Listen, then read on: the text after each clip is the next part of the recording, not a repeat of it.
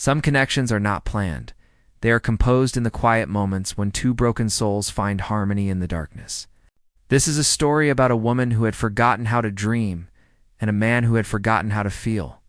Until one winter night, when music became the language their hearts had been searching for all along, the snowstorm came without warning, transforming the mountain roads into sheets of ice within minutes.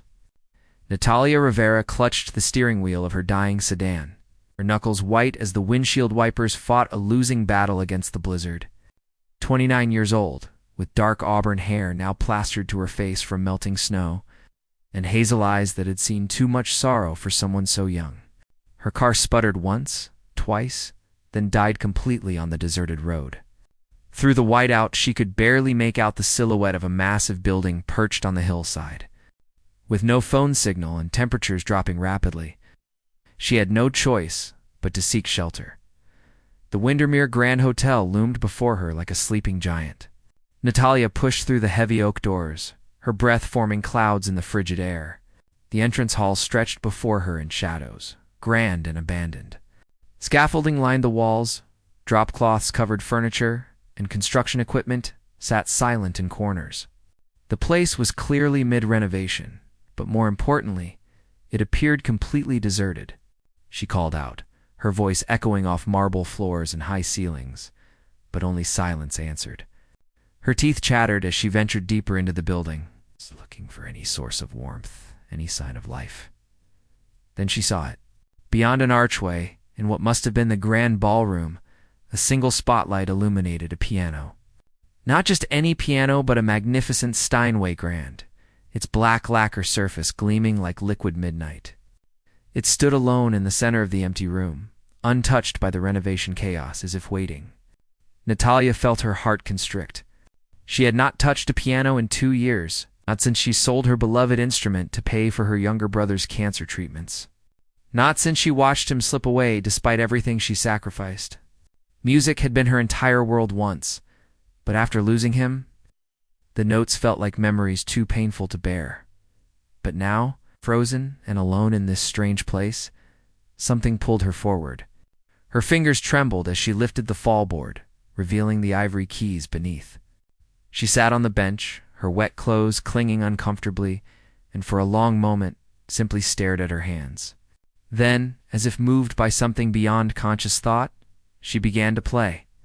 What emerged was not a composed piece, but pure emotion, given sound. Every note carried the weight of her grief. The exhaustion of working 3 jobs to pay off medical debts, the loneliness of a life stripped bare. The melody was haunting, mournful, yet threaded with fragile hope, like a prayer whispered into the void. The music filled the ballroom, transforming the cold, empty space into something sacred. What Natalia did not know was that she was not alone. Damian Cross stood in the shadows near the mezzanine level, having heard the door open from his private office suite upstairs. He had descended quietly to investigate the intruder. But the moment her fingers touched those keys, he became rooted to the spot. At 35, Damian was a man who had built walls so thick around his heart that he barely remembered what genuine emotion felt like. Tall and broad-shouldered, with coal-black hair and steel-gray eyes, he had transformed failed properties into luxury destinations across the country. The Windermere was his most ambitious project yet. His attempt to resurrect the hotel where his mother had worked as a housekeeper before illness took her when he was just a boy. He poured everything into his work, because work could not abandon you, could not die and leave you shattered. But this music, this unexpected symphony of sorrow and strength, cracked something inside him. He watched the woman at the piano, her profile illuminated by the spotlight, and felt his carefully constructed defenses begin to crumble. He saw her pain in every movement, heard her story in every phrase, and recognized a kindred spirit. Another person who had lost everything and was trying desperately to find a reason to keep going.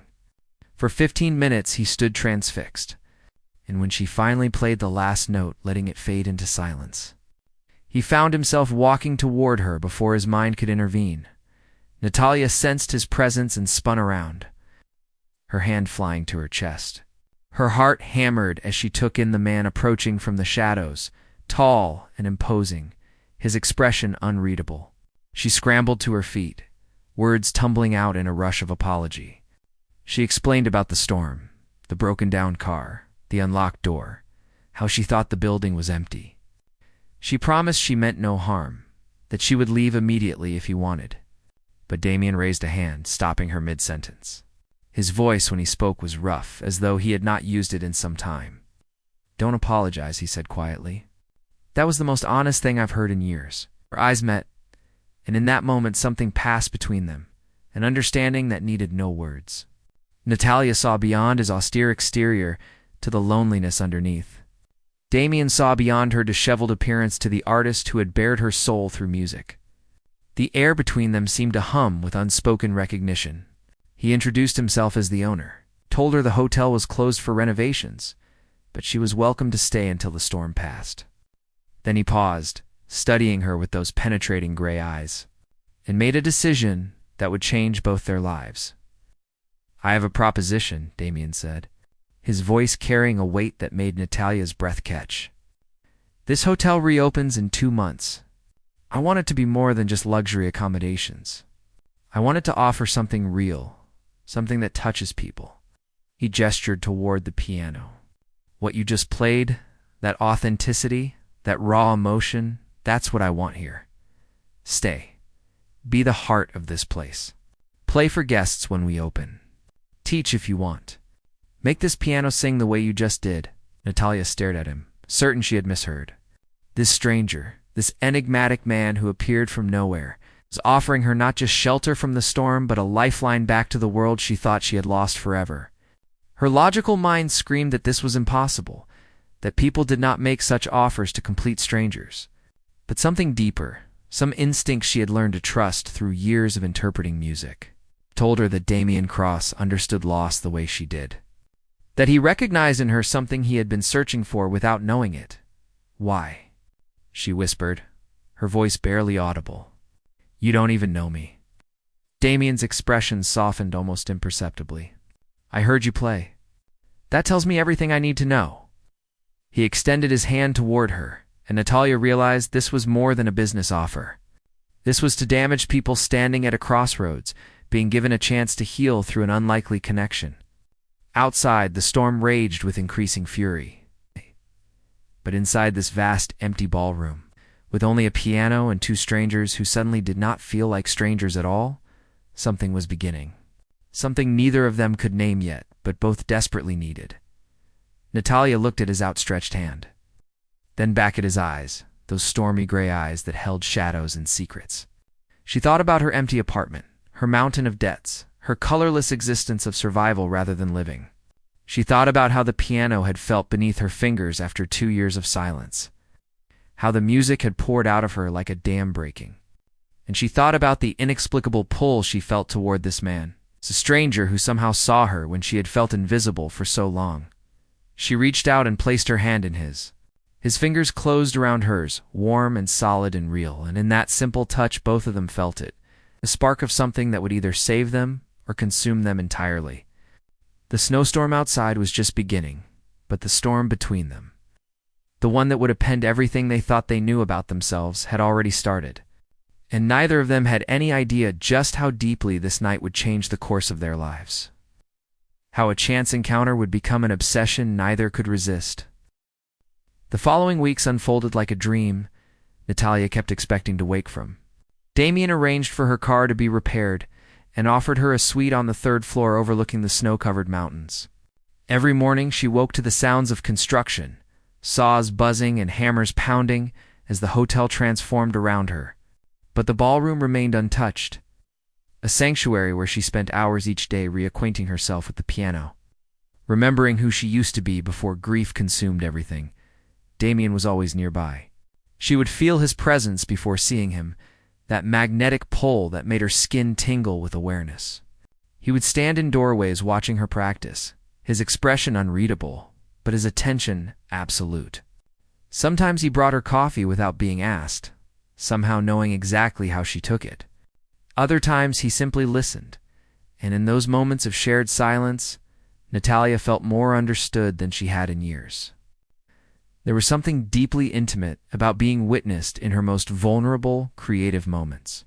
About having this intense man absorb? Every note she played as if committing her soul to memory. Their conversations began cautiously, like two wounded animals circling each other. Over simple dinners in the hotel's skeletal kitchen, they traded fragments of their stories. Natalia spoke of her brother's battle with leukemia, how she had quit the symphony orchestra to care for him, how music became impossible after his death because every melody reminded her of playing at his bedside. Damian listened with such focused attention that she felt truly heard for the first time since her loss. When she cried, he did not offer empty platitudes, but simply moved his chair closer. His presence a solid anchor in her storm of grief. In return, Damian revealed pieces of himself he had never shared with anyone. He told her about growing up in poverty, about watching his mother work herself to exhaustion cleaning rooms in the original Windermere Hotel, how she would bring him here on her breaks, letting him glimpse a world of elegance they could never afford.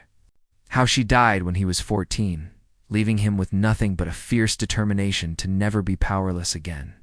He built his empire not from greed, but from a desperate need to prove that he mattered, that he could create beauty in a world that had shown him mostly hardship. As he spoke, Natalia saw past the stoic exterior to the frightened boy still seeking his mother's approval. Still trying to make meaning from senseless loss, the attraction between them grew like a tide, inevitable and overwhelming. Natalia found herself thinking about him constantly, noticing details like how he rolled up his sleeves when concentrating on blueprints, revealing forearms corded with muscle. How his rare smiles transformed his severe features into something breathtaking. How his voice dropped lower when they were alone, intimate and warm. She caught herself wondering what those strong hands would feel like on her skin, what it would be like to kiss that serious mouth until it softened beneath hers. The thoughts both thrilled and terrified her. She had not felt desire like this since before her world fell apart, and trusting those feelings felt like stepping off a cliff. Damian was equally affected. He became hyper-aware of everything about Natalia. The way she tucked hair behind her ear when nervous, how she hummed unconsciously while walking through hallways, the small scar on her left wrist from a childhood accident. He memorized the constellation of freckles across her nose, the precise shade of gold in her hazel eyes. He found excuses to be near her, reviewing construction plans in the ballroom while she practiced. Asking her opinion on design choices he could easily decide himself. At night, he lay awake thinking about the curve of her neck as she bent over the keys, the graceful strength in her musician's hands. He wanted her with an intensity that should have alarmed him, but instead felt like waking up after years of sleepwalking through life. The turning point came 6 weeks after her arrival. Natalia was in the ballroom practicing a Chopin nocturne when Damian entered carrying champagne and 2 glasses.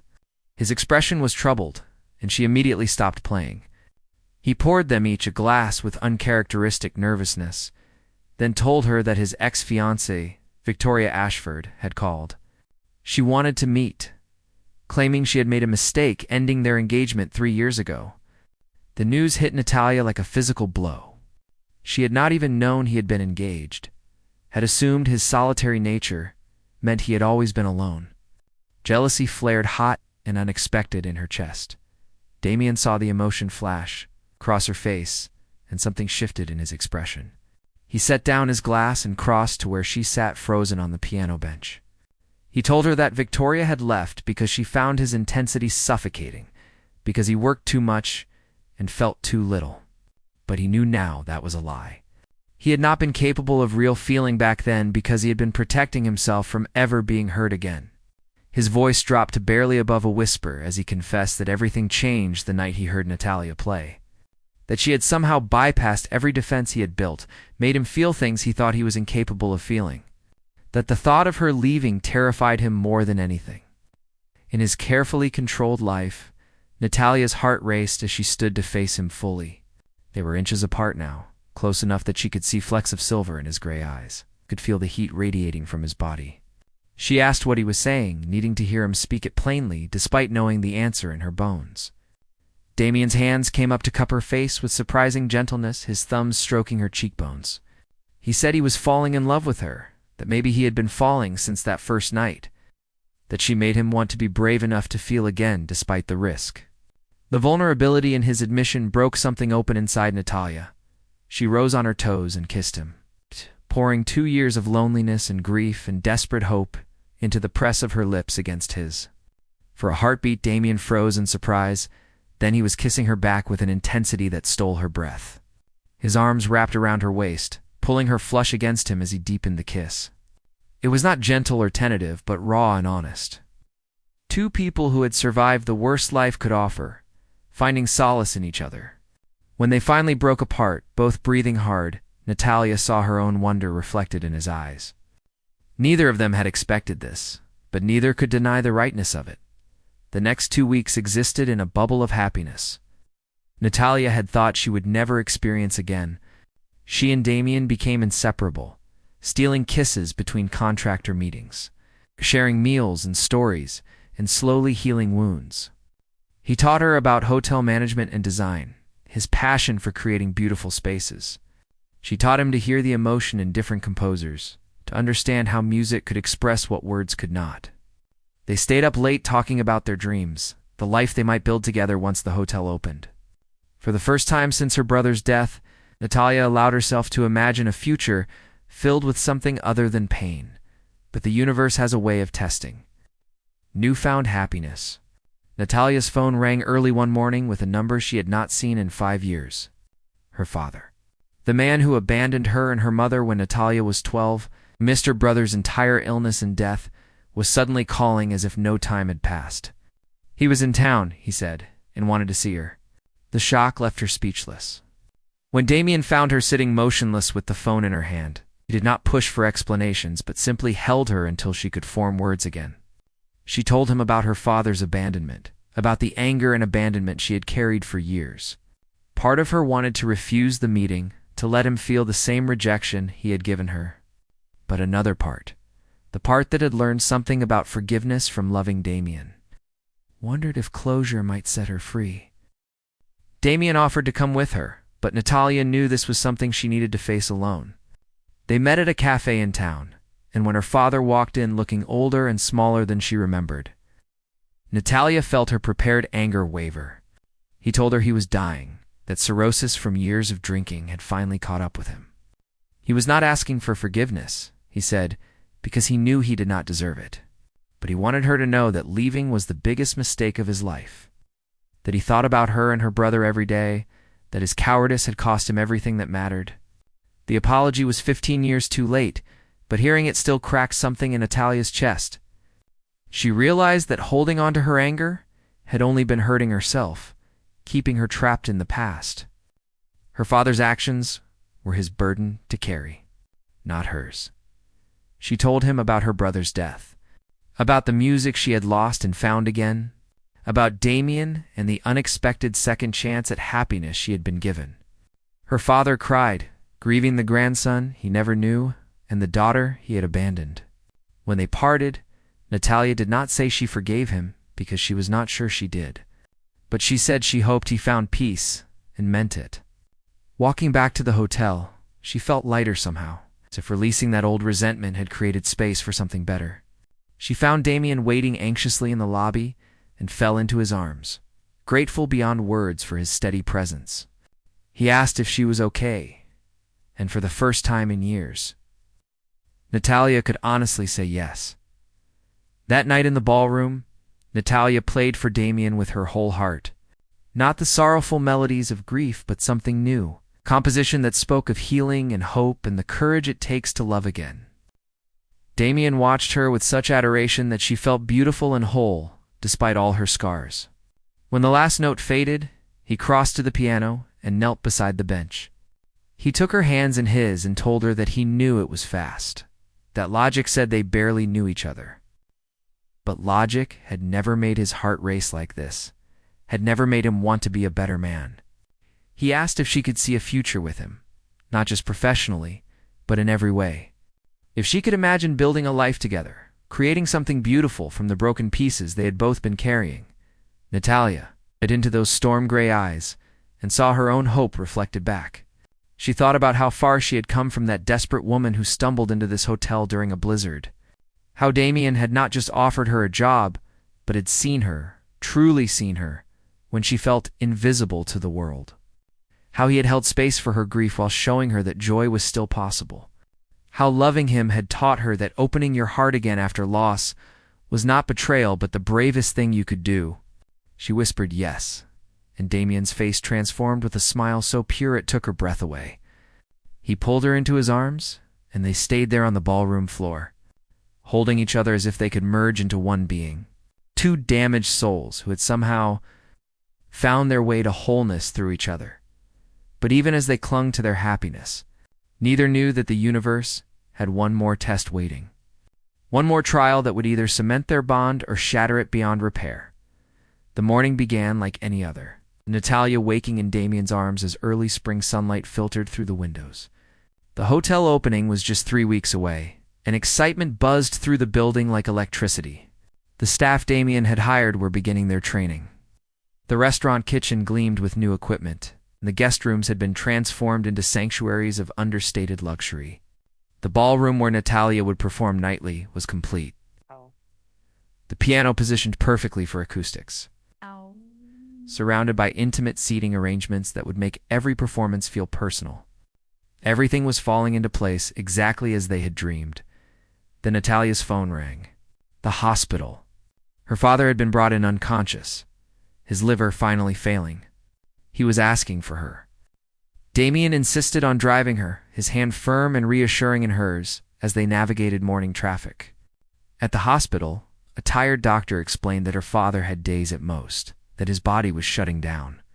Natalia felt oddly numb as she entered his room. The man in the bed looked nothing like the father she remembered. His skin yellowed, his breathing labored, but his eyes, when they found hers, held a clarity she had not seen at their cafe meeting. He apologized again, his voice barely audible, but this time Natalia stopped him. She told him she forgave him, and realized as she spoke that she meant it. Forgiveness was not about what he deserved, but about freeing herself from the weight of resentment. Her father smiled weakly and asked about her music. Natalia found herself talking about the hotel, about rediscovering her passion for piano, about Damian and the life they were building. Her father listened with tears streaming down his face, telling her he was grateful she had found happiness despite everything he had taken from her.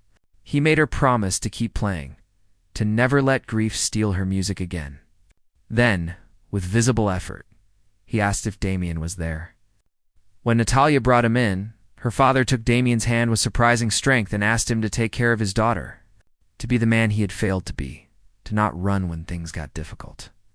Damian promised, his voice thick with emotion, and Natalia saw a new respect pass between them. 2 hours later, with Natalia holding his hand, her father slipped away peacefully. The grief was different this time. Not the crushing, suffocating pain she had felt when her brother died, but something gentler. Sadness mixed with relief, loss mixed with closure. Damian held her through the tears, never once telling her how to feel or suggesting she should move on. He simply bore witness to her pain and reminded her she was not alone.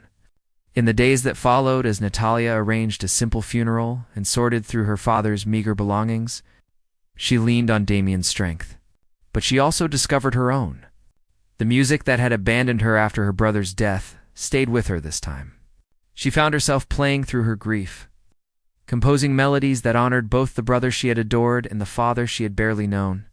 The piano became not an escape, but a tool for processing, for healing, for remembering that beauty could coexist with sorrow. The hotel opening was postponed by a week out of respect.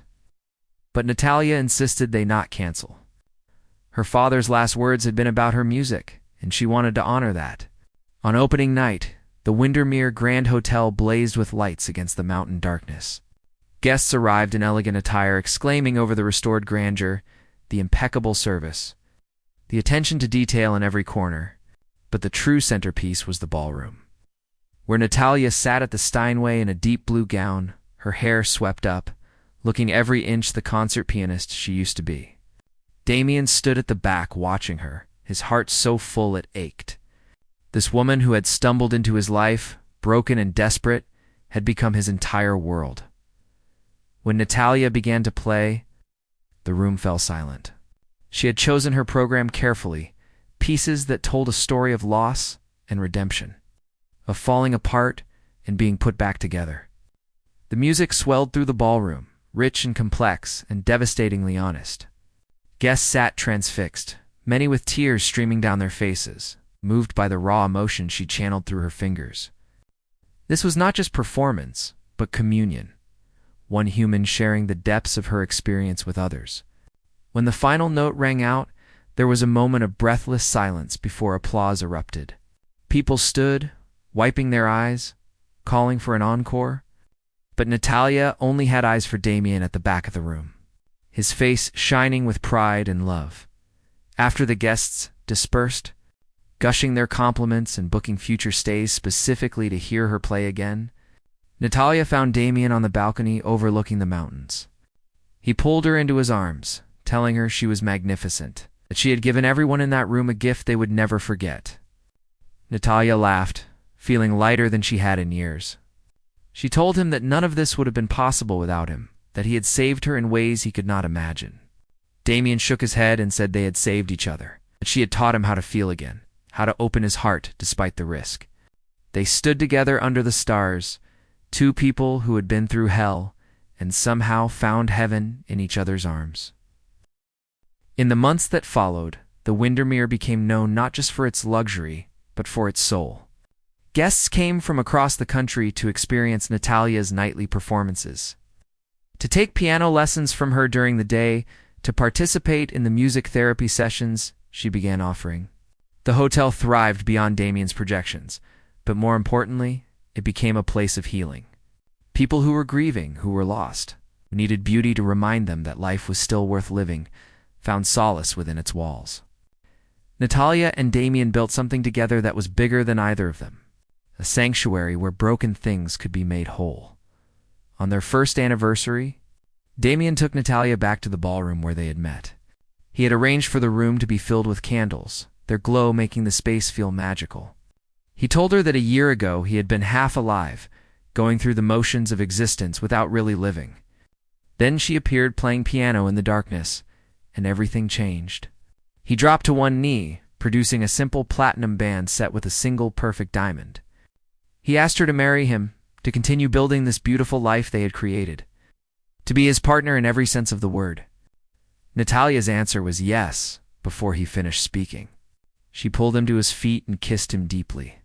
Tasting salt from happy tears on both their lips, they married 6 months later in the ballroom. Surrounded by staff who had become family and guests who had become friends, Natalia wore a simple ivory gown and carried wildflowers from the mountain meadows. Damian looked at her like she hung the moon, as they exchanged vows, promising to hold each other through whatever storms came. Natalia thought about the night she had stumbled into this place, desperate and alone. She thought about how sometimes the worst moments in life deliver you to the best ones, how loss can teach you to recognize love when it appears. She thought about her brother, who would have loved seeing her this happy, and her father, who had lived long enough to know she would be okay. And she thought about Damian, this unexpected gift of a man who had seen her at her lowest and loved her. Anyway, their first dance was to a waltz Natalia had composed, a melody that spoke of snow and pianos and two lonely people finding home in each other. As they swayed together, Damian whispered that she was the best thing that ever happened to him. Natalia smiled against his chest and said he had given her back her music, but more than that, he had given her back herself. They had both been broken when they met, shattered by life's cruelties and resigned to loneliness. But together, they had created something whole and beautiful, proving that healing was possible, that second chances were real, that love could grow even in the darkest soil. Years passed, and the Windermere flourished.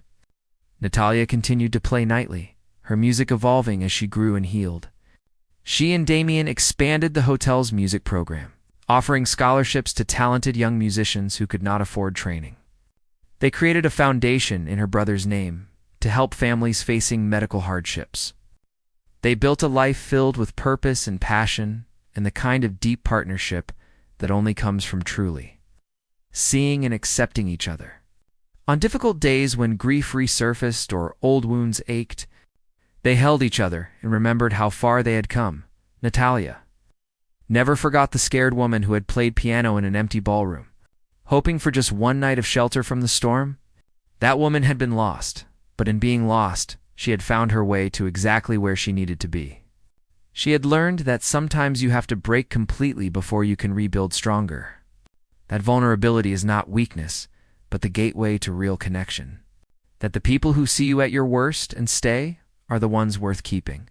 And most importantly, that music, like love, has the power to transform darkness into light. On quiet nights, when the hotel was peaceful and guests were settled in their rooms, Natalia and Damian would sit together in the ballroom. Sometimes she would play for him, the private concerts that were theirs alone. Sometimes they would simply sit in comfortable silence, hands intertwined, grateful for the twist of fate that had brought them together. They had both thought they were beyond saving, but they had been wrong. Love had found them when they least expected it and most needed it, proving that even in our darkest moments, we are never truly alone. Some storms bring destruction, but others, like that blizzard so many years ago, bring exactly what we need to survive.